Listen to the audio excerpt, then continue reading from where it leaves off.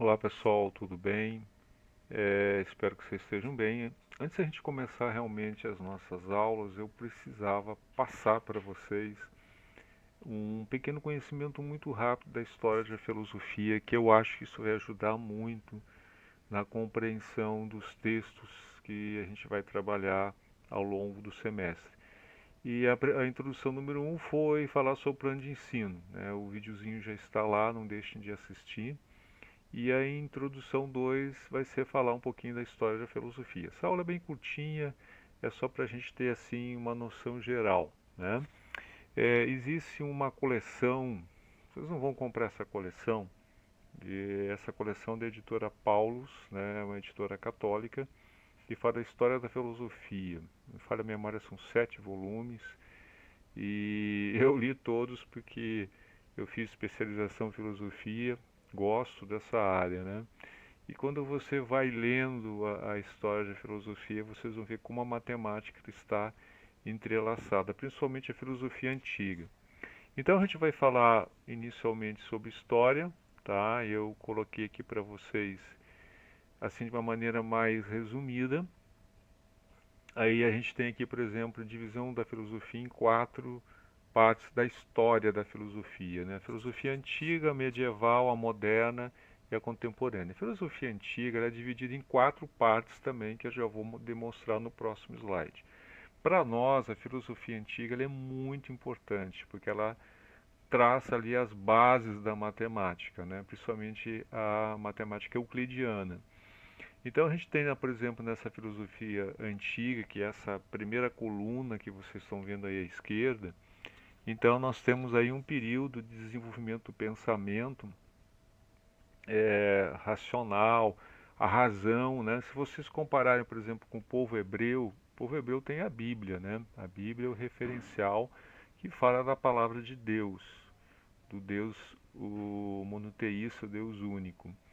Já os, vamos dizer assim, os gregos, eles não tinham uma Bíblia, eles tinham vários manuscritos de filósofos. Então eles tiveram uma formação diferente, tiveram uma formação baseada não na fé, como foi o povo hebreu, por exemplo, que nos trouxe o cristianismo, a história de Cristo, né? O povo, vamos assim dizer, grego, ele nos trouxe os princípios da razão. Então você não trabalha aí com fé, você trabalha com o uso da razão, né? Então esse período é o período que a gente chama clássico, o período antigo. Então você tem desde lá dos pitagóricos de Pitágoras, que eram filósofos isolados, né? Até filósofos importantes como Sócrates, eh, Aristóteles e Platão, até as escolas filosóficas, os epicureus, os estoicos, né? E até no finalzinho desse período aqui, você já tem a influência do cristianismo. O segundo grande período é a filosofia medieval, aonde tenta conciliar fé com razão. Aí nós temos, durante um período aí de 1000 anos, mais ou menos, com domínio da Igreja Católica Apostólica Romana, é bom entendermos isso. Vocês têm duas grandes figuras nesse período. O primeiro período é chamado a patrística, em relação aos pais da igreja. Então nós temos uma figura chamada Agostinho, ou Santo Agostinho, que foi uma figura muito importante nessa conciliação entre razão e fé. Aqui a gente tem um embate, né, entre razão e fé. Mas existiram outros filósofos cristãos aí nesse período, católicos, né? É, e aí também tivemos a escolástica, que é um outro período aí marcado, que foi Tomás de Aquino, né, que também tenta provar a existência de Deus através da filosofia com o uso da razão e fé. Esse período aqui, medieval, eu falei a patrística, falei a figura de Agostinho, que ele tenta conciliar as ideias de Platão, principalmente, tá bom? Com a questão cristã. Já no período da escolástica, Tomás de Aquino, ele tenta conciliar as ideias de Aristóteles com a questão da fé, tá bom? Depois desse período, então, nós temos a filosofia moderna, então nós estamos entrando aí no período da Renascença, período da Reforma Protestante, da Contra-Reforma Católica, e aí nós temos a questão mecanicista, né? a questão da investigação. Então eu coloquei na terceira coluna aqui, por exemplo, o empirismo, a observação, tá? As ideias iluministas da Revolução Francesa também tiveram um papel muito importante. Então nós temos figuras aqui conhecidas como René Descartes, né, o plano cartesiano, figuras aí como o John Locke. Descartes, por exemplo, duvidava de tudo, né?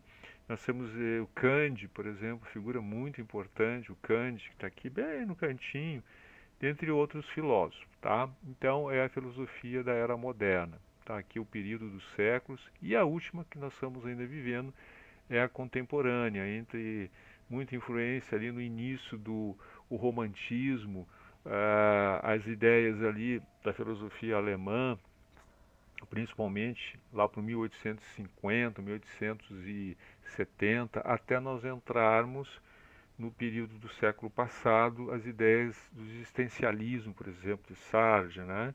de Nietzsche, tem aqui as figuras de Karl Marx, de Nietzsche aqui embaixo, que foi colocado aqui, né? Handel também.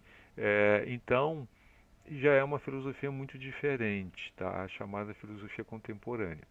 O nosso foco talvez vá se predominar mais na filosofia antiga. Então, essas são as quatro grandes divisões da filosofia. Dentro dessa filosofia antiga, a gente tem quatro divisões muito interessantes, tá bom?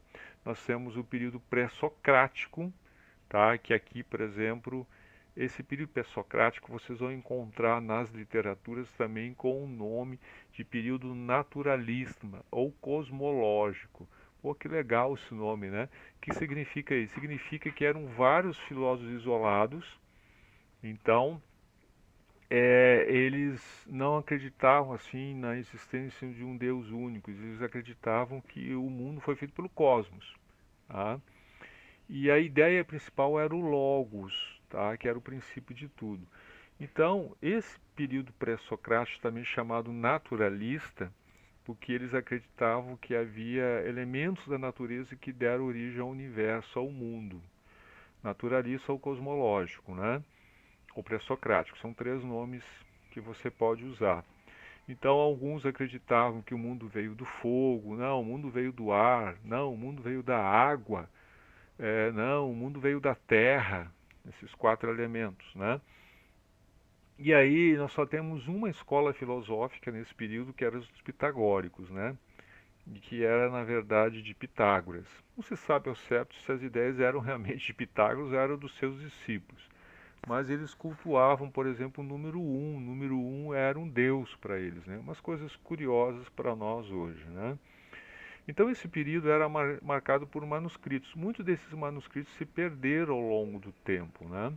O que a gente tem mais assim de valioso talvez seja as ideias de Pitágoras, o teorema de Pitágoras, por exemplo, muito conhecido.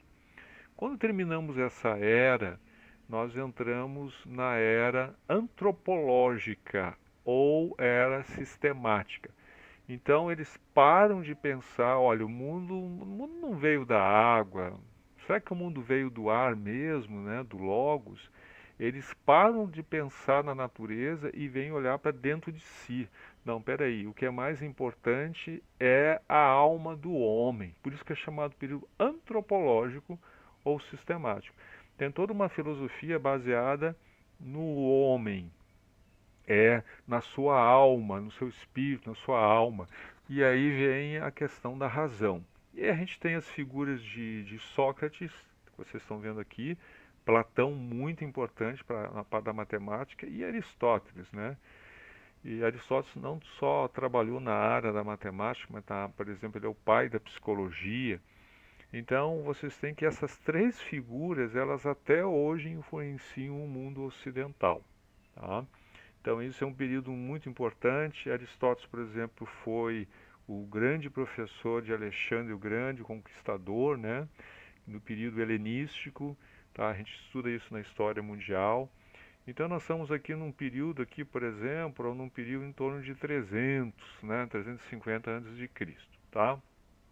Então, esse período aqui entre o pré-socrático e o socrático ou antropológico, existem períodos intermediários. Então, tinha um período aí chamado sofistas, né? Existiam 4 tipos de sofistas, segundo a história. Então temos um sofista aí conhecido, né, Protágoras, né, que o homem é a medida de todas as coisas. Então é um período da filosofia intermediária entre esse período pré-socrático aqui e o período de Sócrates, Platão e Aristóteles, tá? Passou esse período, a gente entra no período das conquistas de Alexandre o Grande, onde a Grécia se junta com a Macedônia e eles vão conquistar o mundo. Então cai o Império Medo-Persa, tem origem ao Império Grego-Macedônico, né? E aí tem um período helenístico. O que é helenístico? É impor a cultura grega à força nos povos conquistados. Então a gente conquistou vocês, agora vocês vão ter que falar a língua grega, vocês vão ter que adorar os mesmos deuses nossos, vocês vão ter que absorver a nossa filosofia. E aí nós temos aí escolas filosóficas. Então a gente não tem mais um filósofo isolado. Tá? A gente tem escolas filosóficas. Então a gente tem as principais escolas, que são os estoicos, que influenciaram, os estoicos influenciaram fortemente Roma, o Império Romano. Então nós temos filósofos romanos ao longo da história, né? Cícero, né? Importantes, que influenciaram principalmente na área da política. E uma outra escola nesse período também muito importante são os epicureus. Tá? Então os estoicos epicureus, inclusive eles são até mencionados na Bíblia, né? Lá em livro de Atos, capítulo 17, eles também são mencionados como o apóstolo Paulo. Ele chega lá para evangelizar, apresentar Cristo e ele se defronta com esses filósofos. Até na Bíblia está registrado isso. Bom, e aí temos um período que já começa a ser influenciado pelo cristianismo também, que é esse quarto período, que é o período grego-romano. Então aqui você tem, por exemplo, o neoplatonismo, né? Que é as ideias de Platão, vamos dizer assim, reformuladas, né? Então, por exemplo, o que acontece no mundo, no cosmos, é um ciclo de mudanças, né? Então, tem um ciclo aqui, vai rodar, depois vai voltar de novo isso aqui, né? Então, essas ideias, essas filosofias, né, muitas coisas delas têm realmente validade. Outras talvez não para o nosso mundo moderno hoje, mas tem muita aplicação em relação à matemática. Bom, a minha ideia aqui era nessa aula curtinha dar para vocês uma noção de que a filosofia ela é dividida em 4 grandes períodos históricos. E a filosofia antiga também ela tem essas divisões, né? Muito interessante. Aqui você tem um predomínio de filósofos mais isolados, aqui também. Só que esse período aqui desses 3 filósofos foi o período mais forte, de maior influência, que influencia até hoje na área da matemática, né? O período helenístico, de conquistas do Império Grego-Macedônico, e o período já grego-romano, tá bom? Bom, espero que vocês tenham aprendido alguma coisa. Vou colocando materiais para vocês lerem, tá? E a gente está aberto à discussão, tá bom? Obrigado aí e até a próxima.